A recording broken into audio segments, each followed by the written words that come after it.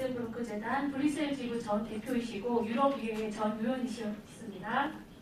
파울로 나카타니 브라질 출신이시고요. 브라질 에스피리토 산토 연합 4대학 교수님이시고 정치경제학의브라질사회전대표이자 세계대안포럼의 부대표이십니다. 로자 마리아 마르케 브라질 출신이시고요. 상파울로가톨릭대경제학부장이시고 무투지 소유운동 자문위원이십니다. 후안 칼레온 에콰도르 출신이시고요.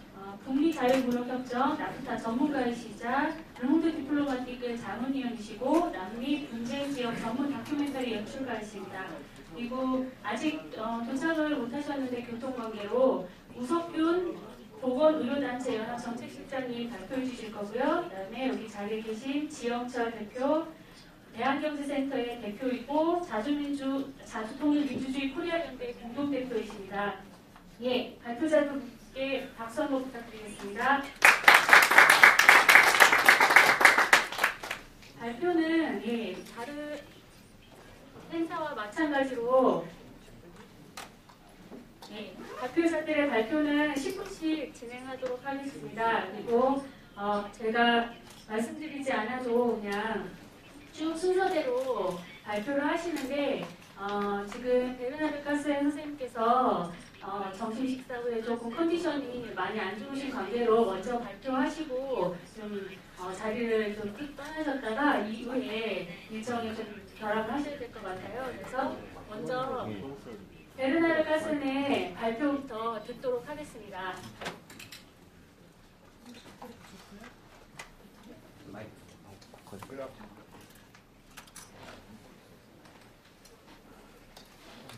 밑에 있습니다.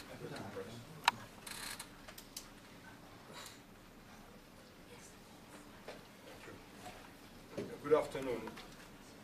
Can you hear me at the end? Does it function? I don't think so. This time it's okay. Well, I have not seen or read Samir Amin's statement, but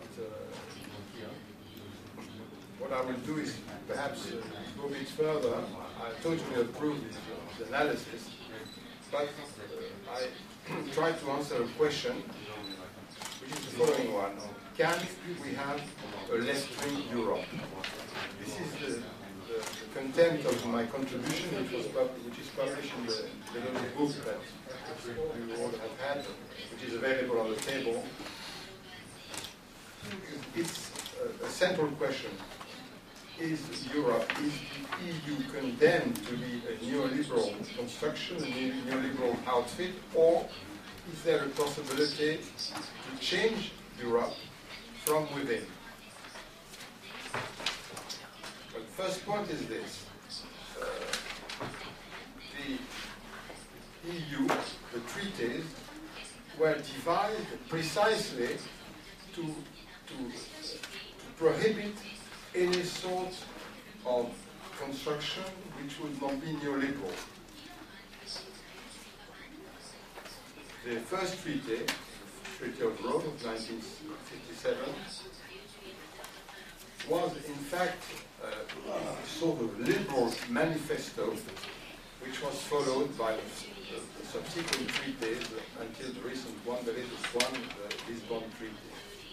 So, if a government wants, it's the case of the French government at the moment, to reorient, as they say, to reorient European construction, you will have to face a sort of fortress Europe, with its treaties, its legal instruments, directives, decisions, rulings, etc., etc. Which represents more than 100,000 pages of text. And all these have locked or even double locked the outfit so that it's impossible to change anything. Why? Because to change a single sentence from the treaty, you have to have the unanimity of the member states.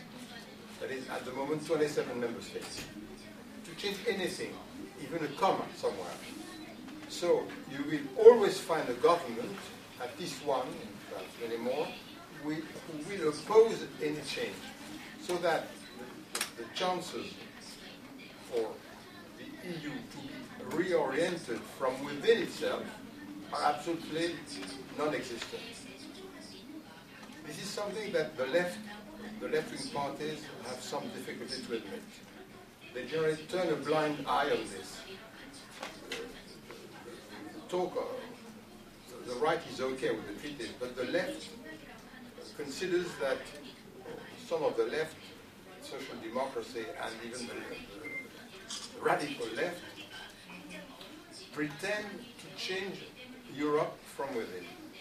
I think it's a complete illusion. There is absolutely no possibility, because precisely this particular sort of Europe was devised so as to make it impossible.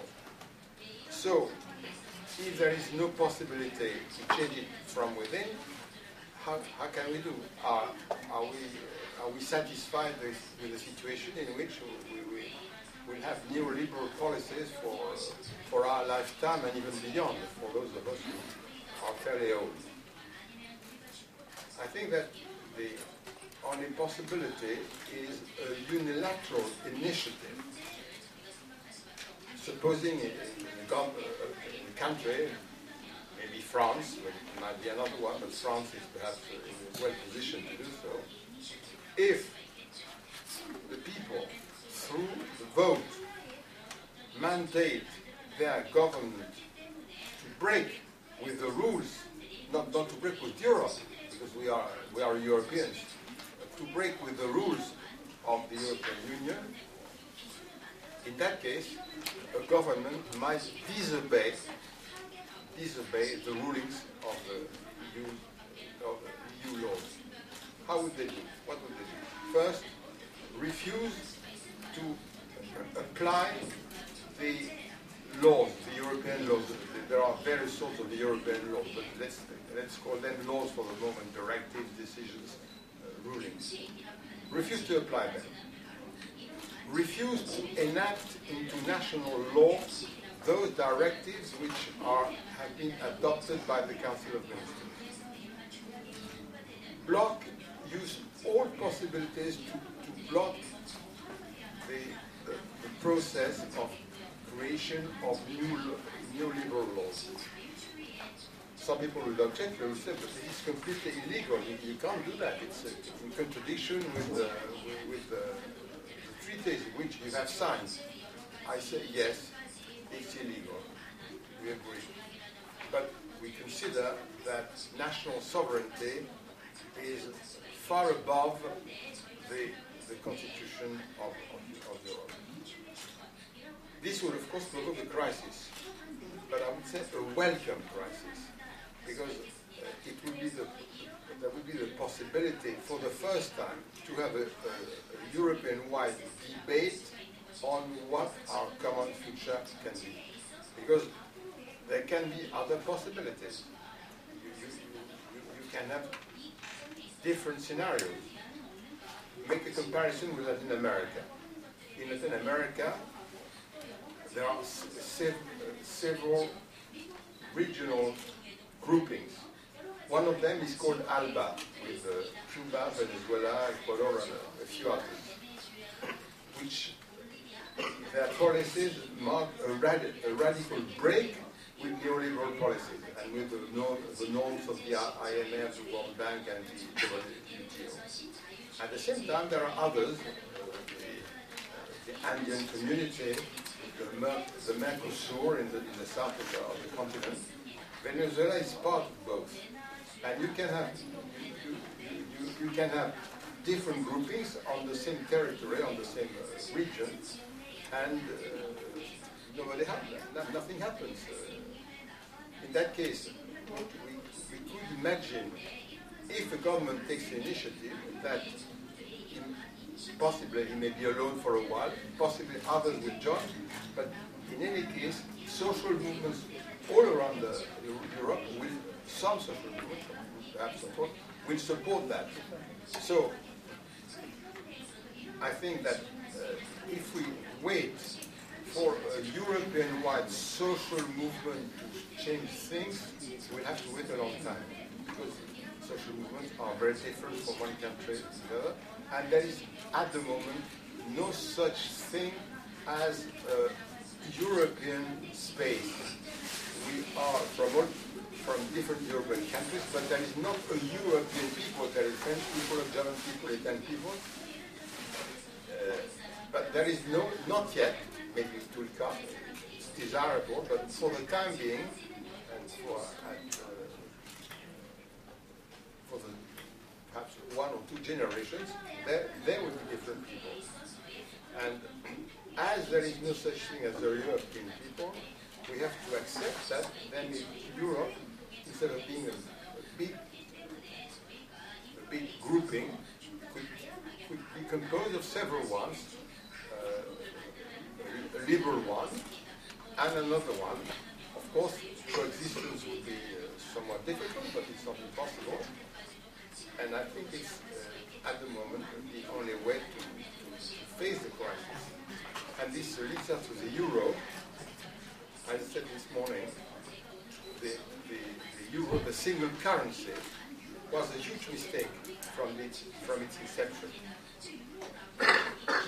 It was ridiculous, it was inept to think that the same monetary policy could work, could function in such different countries as Germany or the Netherlands on the one hand, and Greece or Portugal on the other hand.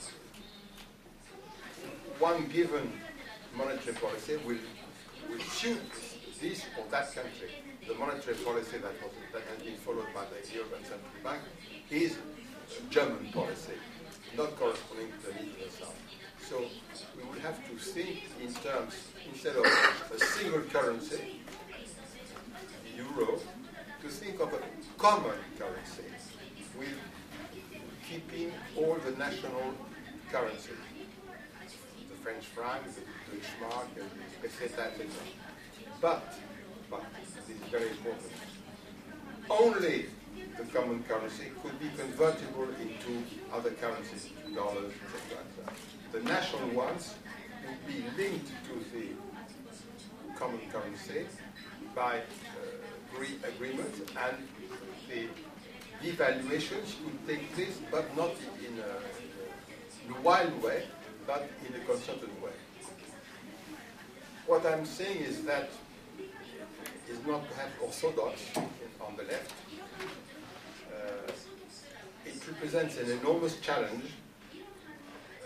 It's a great leap into the unknown, but what we know is the very heavy price that we are paying at the moment. If we continue this, Sami has said that very well, we are certainly going to collide with reality.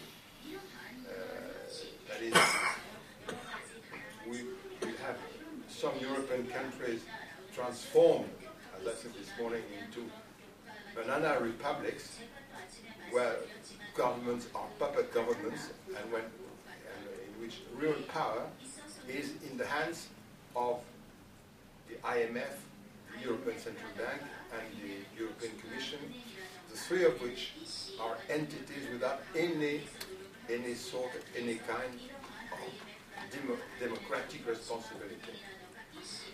So I think that in the months and the years to come, there will be upheavals in Europe. I don't know which, but one thing is absolutely sure: the situation cannot continue very long as it is now.